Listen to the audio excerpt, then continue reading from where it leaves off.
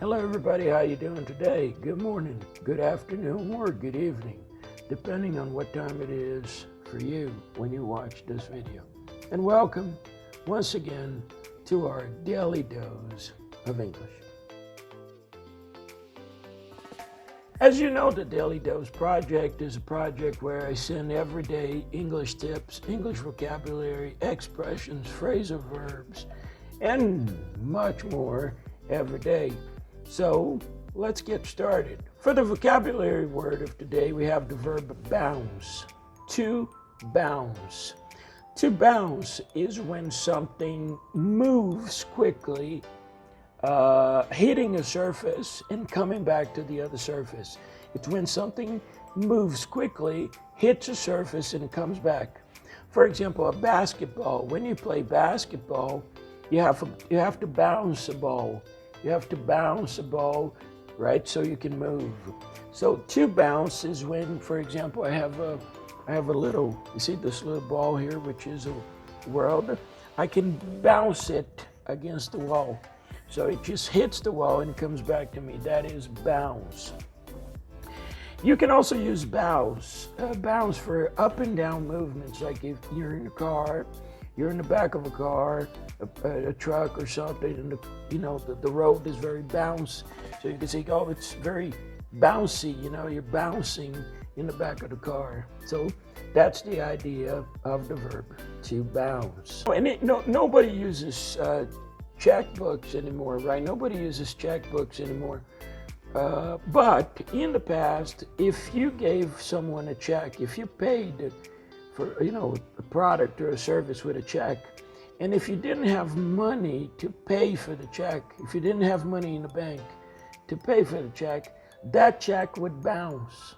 We would say that the check bounced because you didn't have money to pay in your bank account.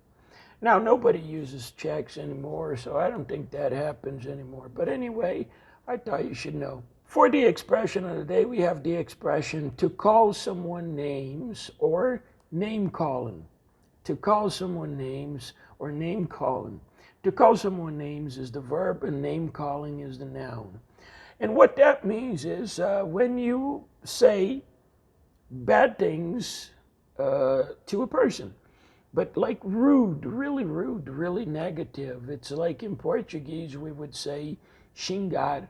So it's when you call, when you say bad things to a person, that's what we call name calling. So for example, you and I are talking, and then for some reason you get nervous, you get angry, and you call, you tell me something rude or something like this. You say like, or you're a son of a, something like that. I can just say, hey, no need for name calling. No need for name calling. And so no need for name calling. Name calling is falar palavrão, não precisa falar palavrão, não precisa me xingar.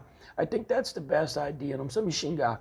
So to call someone names is xingar alguém. Children often come home and they say, oh, this kid in school called me names. Called me names. So me xingou. It's a common term in English, so keep that in mind. Call someone name, and that's the verb, the action, and name calling is the noun. Okay, so no need for name calling. For the phrasal verb of the day, we have the phrasal verb to dwell on. To dwell on. To dwell on is a very interesting phrasal verb, and basically what it means, it's to think about something that happened, something bad that happened, to think about something bad too much. When you think about the same thing over and over again, or when you talk about the same thing over and over again, you are dwelling on something. So you are like thinking too much, talking about it.